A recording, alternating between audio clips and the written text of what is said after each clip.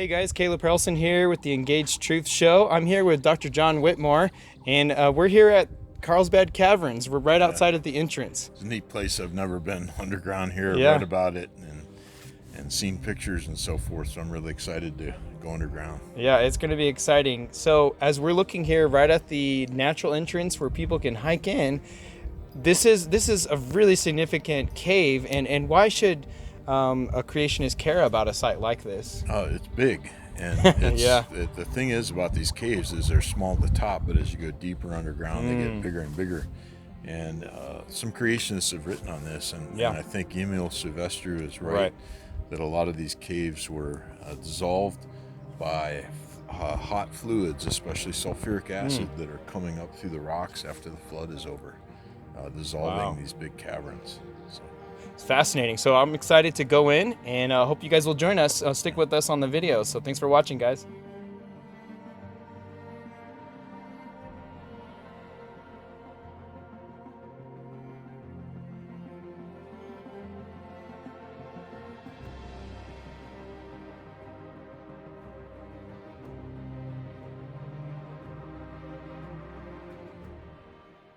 We're here at the bottom of, well, not the bottom, but inside Carlsbad Caverns. Yeah. I know it goes deeper.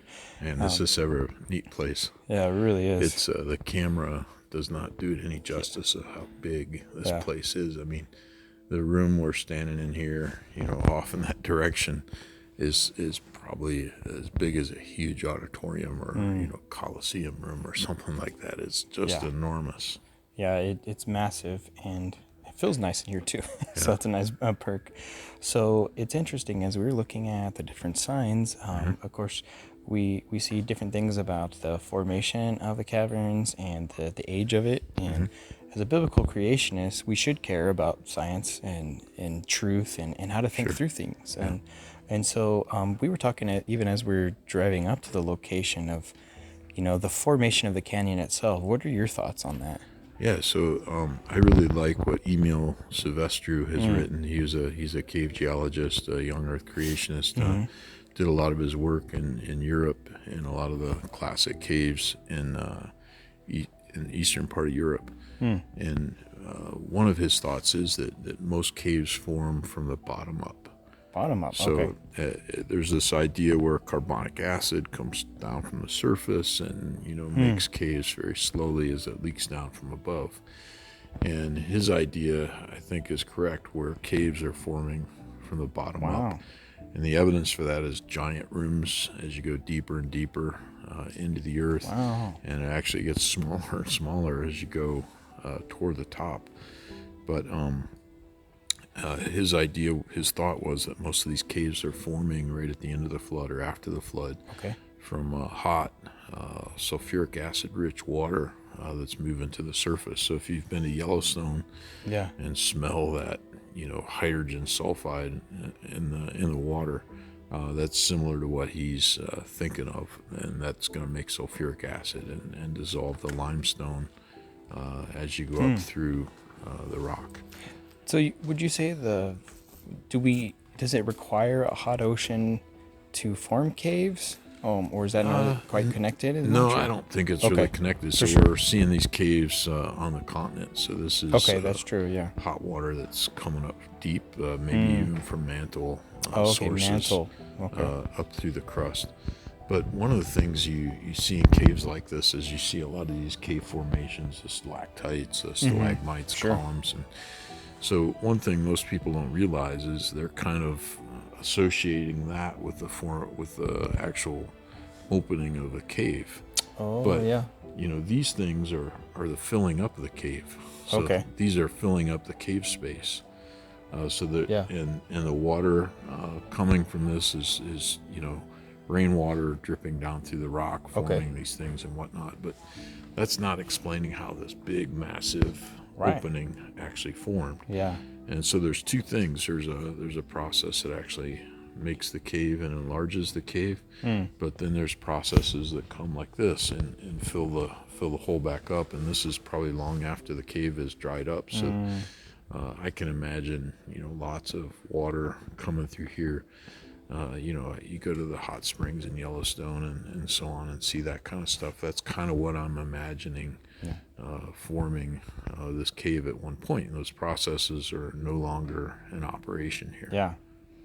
Yeah, and a lot of the signs here, they seem to support the same things you're saying.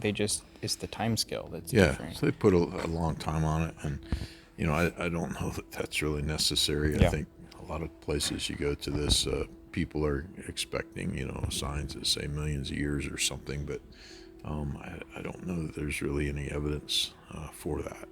Yeah, we saw a sign in the visitor center that said deep time, and then 6 million years or so they're looking at for the cave. Yeah. But where are they even coming up with the number for that cave? I'm not sure. I have to go dig in the literature and find that out. They may have found some Pleistocene fossils or pre-Pleistocene fossils down here that give those kinds of dates. I'm not sure, but in a young Earth model, we think that would be just thousands of years ago.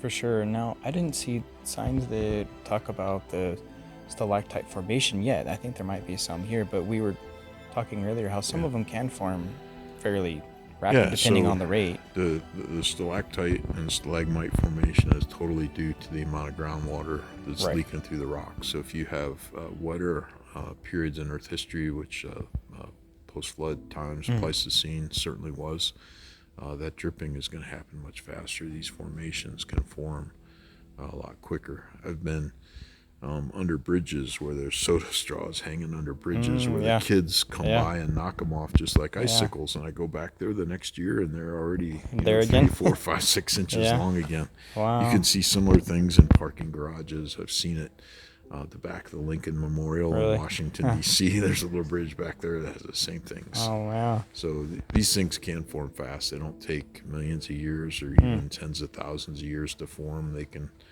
form in a season. Yeah. Yeah. Oh, those are incredible. And, one of our students who's with us on this hike today, they had asked earlier about fossils. Do we find fossils, or should we expect to find some fossils down here in the caves? I don't know about the paleontology of this cave. For sure. I've not read up on it, but caves are locations where a lot of animals wander in and get stuck and can't get back out. And so over the years, there's been a lot of important finds found in caves, vertebrate remains. So it's one of the places vertebrate paleontologists go to look for fossils, is a cave like this. Yeah.